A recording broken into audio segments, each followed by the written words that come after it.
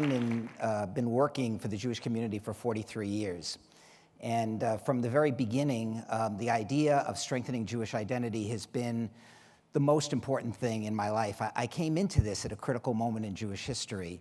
It was around 1970, and we just began to emerge from a long period of assimilation for American Jews. Basically, American culture is the most powerful assimilatory culture since Hellenism took over half the world. So when my grandfather, Harry Markowitz, came to this country, what Harry wanted more than anything else was for his children and grandchildren to grow up to be good Americans. And if you had said, Harry, aren't you concerned that they're not going to be Jews? He would have said, what are they going to be, bananas? Apples? If you're born a Jew in Ukraine, you die a Jew in Ukraine. But in America, it's different. In 1959, Look magazine published a cover story. It was called The Vanishing American Jew. The good news is, Look magazine vanished, but we're all still here. And yet, the trend lines were not good. All of us know that after that wonderful experience, the American Jewish community, a sense of renewal after the Six-Day War, by 1987, the statistics were really bad. Things were really beginning to fall apart, and we knew it. When I came to Boston in 1987, the heart of what I tried to do was to restore a sense of the glory of Jewish learning, the beauty of Jewish learning, the importance of Jewish learning. Personally, I wasn't worried about the Look magazine story. Not really worried that the demographic decline of the American Jewish community was dangerous. What really bothered me was every single individual Jewish child who would never see the beauty and the glory of a Jewish life, never connect to the possibility of meaning and purpose in Jewish life. America does great things.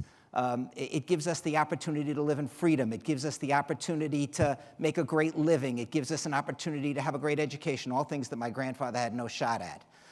But America doesn't provide other things, doesn't provide a sense of purpose, doesn't provide a sense of meaning, doesn't provide a sense of community. It leaves us adrift in space, adrift in the universe. Without all of those things, no matter how much material wealth we give our kids, if we're missing that, we're missing everything. We don't give them the one thing that's most important. And this ate away at me. So we did more for day schools, more than any other Jewish community in America, and more for informal Jewish learning, more kids to intensive Jewish summer camp. We had an adult learning program that literally took 3,000 relatively assimilated Jews through a 2-year course of Jewish learning, Jewish history, Jewish philosophy, Torah, Talmud, all of those things. And yet, at the same time, I knew the generation was slipping away, because 100 years of assimilation can't be corrected so quickly. A whole generation slipping away. And you could see it in all of the statistics. And what were we going to do about it? I thought that we needed a miracle, something amazing to change the Jewish future at that moment in time. For a miracle to actually happen, though, first of all, you have to kind of notice that it's happening. I take us back to Moshe Rabbeinu. He's in the desert looking after his flocks, and he sees a burning bush. And you know what? He notices. That's what the Torah says. He turned aside because he noticed. And it was only after he noticed that Hashem started to talk to him. God saw that he noticed, and because God saw that he noticed, God started to speak to him and give him some sense of what his destiny and the destiny of the Jewish people was ultimately going to be. So what's the miracle that we needed? You know what? Birthright is not perfect. But Birthright is taking 35,000 North American Jews to Israel this year, between 18 and 26. There are only 70,000 Jewish births a year in North America. That's half a generation. That's huge. And if you look at the statistics, they're quite clear. 10 years after the experience, almost half of the kids still say it changed their lives. And these are the most assimilated kids because, we don't take really committed kids on Birthright. If you've ever been on a trip to Israel, you're eliminated. This is the generation that we were looking for. This is our generation of opportunity. This is the moment that we need to take advantage of. But first, you have to notice the miracle. But there's another part to this. So then Moses notices, and then he says to God, you're sending me on this journey, and I need to know a little more. Who are you? And God says, I will be what I will be.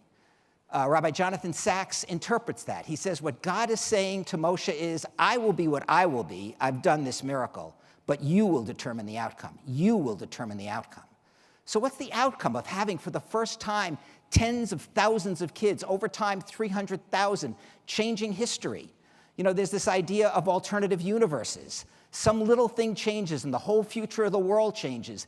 This is 35,000 new inputs a year.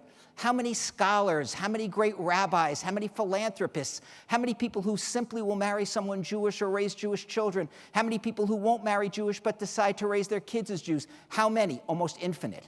An almost infinite amount of change that will take place. But what's our job? God will be what God will be, but we will determine the outcome. So where do we take this? After 1967, guess what? We put all of our energy into saving Israel. God bless us for doing that. But we forgot about what we needed to do to build a generation that was beginning to be inspired. They needed to learn. They needed to see the glory of Judaism. They needed to see the possibilities of Jewish life. They needed to be inspired, and we failed them. The federations failed them. The synagogues failed them. We all failed them. We failed a generation. And now we have a new generation and a new opportunity, and what will we do?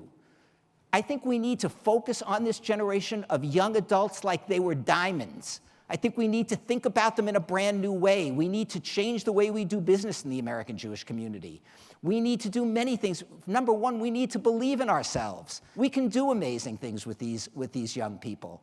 In Boston, we made a decision to put a full-time person on every campus as a teacher and an inspirer, picking up on every single Birthright returnee to do everything we could. And you know what? We've involved 80% of them on campus when they come back. We can do this thing. But we need to think bigger. We need to plan bigger. We need to engage more. We need to understand that this is a networked group of young people. And we need to use those networks to spread the word that this is something important and inspiring. We need to break down the barriers. I do not care whether our federation gets credit for anything. Let the Hillels get credit. Let the other organizations get credit. Let's work together to take advantage of this amazing opportunity. We put $750,000 into young adult programming beyond the campus because we said, let Moishi House thrive, let Present Tense thrive, let everything thrive that we know can do some good. It's not any one thing with the young adults. They're like the rest of us. They believe in everything. There are conservatives, there are liberals, there are people who want peace, there are people who believe that we need to be strong. There's every type of human being emerging in this generation. We need to find a way to touch those people because this is a magical moment. Before 1967, in 1965, Abraham Joshua Heschel came to the Council of Jewish Federations meeting in Montreal. And Heschel was amazing. He warned them. He said, you're losing an entire generation. Do something. This is a generation that's waiting for meaning, waiting for purpose, waiting to be inspired. History will hold you accountable if you don't do something with them. History will hold us accountable. Now, I know the way it is at the Federation, most federations, most Jewish organizations, we could debate for the next 100 years what we're going to do about this. But I remember one inspirational line from George Patton. A good plan today, violently executed, is better than a perfect plan in a week. We don't have a week. We don't have a month. There's lots that we can do. Almost anything that we put in front of these kids, they will eat up once they come back from Israel, because we all know there's no way for Israel not to be an amazing experience. But this talk is not about Birthright. Birthright is doing its job. Our job is to make sure that we put stuff in front of those young people returning that will fill their hearts with joy. And guess what? This is not a problem for a program called Birthright Next. It's not. Because every organization needs to be Birthright Young Adult Next. Every organization. Yeshiva University needs to be Birthright Next. And Hebrew Union College needs to be Birthright Next. And every federation needs to be Birthright Next. And every chapter of the American Jewish Committee, anybody who lies and says, yes, we really care about young adults, needs to prove it. They need to prove that they care about the next generation. They need to reach out with love and kindness, because you know what? We have something amazing to give them. We are a 3,500-year-old civilization and culture. In a world that lacks meaning, we have meaning. In a world that lacks spirituality, we have a belief in an ancient God and an ancient faith that can fill our children's hearts with love and joy. In a world that's filled with greed, we have a culture that teaches us every Passover to love the stranger and care about the poor and oppressed. In a world of alienation, we hold the secret of community All of this we can give our children. Birthright only does one thing. It breaks open the heart of stone. It makes it possible to reach them for the first time. Let's not fail. God will be what God will be, but all of us will determine the outcome. Thank you.